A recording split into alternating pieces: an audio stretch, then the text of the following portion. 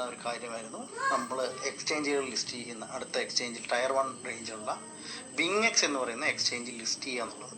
ഇപ്പം നിങ്ങൾക്കൊക്കെ അറിയാവുന്നതായിരിക്കാം, 20 മില്യണോളം യൂസേഴ്സ് വരുന്ന ഒരു എക്സ്ചേഞ്ചാണ് വിങ്. ഇപ്പം ഇത്തരം ടയർ 1 നമ്മൾ പല ക്രൈറ്റീരിയകൾ കടന്നു വന്നവരാണ്, നിങ്ങൾക്ക് എല്ലാവർക്കും അറിയാവുന്നതാണ്. നമ്മൾ പല എക്സ്ചേഞ്ചുകളിലും ടയർ 3 മുതലുള്ള അല്ലെങ്കിൽ ടയർ 2 റേഞ്ചിലുള്ള എക്സ്ചേഞ്ചുകളിലൊക്കെ നമ്മൾ ലിസ്റ്റ് ചെയ്ത് ഇനി നമ്മൾ ടയർ 1 റേഞ്ചിലുള്ള എക്സ്ചേഞ്ചിൽ ലിസ്റ്റ് ചെയ്യണം.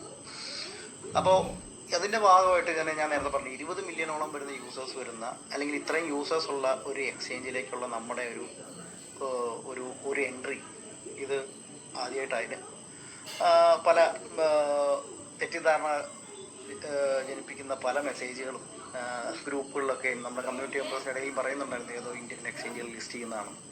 കമ്പനിയുടെ ഭാഗത്തു നിന്ന് കൃത്യമായി മുൻകൂട്ടി അറിയിച്ചിരുന്നതാണ് വിങ് എന്ന് പറയുന്ന എക്സ്ചേഞ്ചാണ് ലിസ്റ്റ് ചെയ്യാൻ പോകുന്നത്.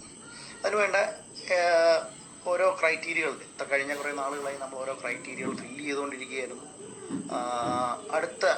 അതിൻ്റെ അടുത്ത ഒരു സ്റ്റെപ്പ് എന്ന നിലയിൽ നമ്മളോട് ആവശ്യപ്പെട്ടിരിക്കുന്നത് നമ്മുടെ കമ്മ്യൂണിറ്റിയെ ബിൽഡ് ചെയ്യുന്ന ബൈനറി ഓപ്ഷൻ, അത് ഇത്തരം ടയർ 1 എക്സ്ചേഞ്ചുകൾ ലിസ്റ്റ് ചെയ്യുന്നതിനായിട്ട് അവർ പ്രൊമോട്ട് ചെയ്യുന്നില്ല. അതുകൊണ്ട് തന്നെ എത്രയും അധികം വൈകാതെ തന്നെ ഇത്തരം ബൈനറി ഓപ്ഷൻ നമ്മുടെ ബിസിനസ്സിൻ്റെ പാറ്റേണിൽ നിന്ന് നമ്മൾ അധികം വൈകാതെ തന്നെ അത് എടുത്ത് മാറ്റേണ്ടതുണ്ട്. അത് എടുത്ത് മാറ്റുന്നതായിരിക്കും. അത് മറ്റൊന്നിനും വേണ്ടിയല്ല, നേരത്തെ പറഞ്ഞ പോലെ ടയർ 1 റേഞ്ചുള്ള നമ്മുടെ കമ്മ്യൂണിറ്റി കൂടണം, പുറത്തുനിന്നുള്ള ഔട്ടർ കമ്മ്യൂണിറ്റി മെമ്പേഴ്സ് വരണം. റെഫറലും അതുപോലത്തെ സ്റ്റേക്കിംഗ് ഓപ്ഷൻസൊക്കെ അതേപോലെ തന്നെ കണ്ടിന്യൂ ചെയ്യുന്നതായിരിക്കും.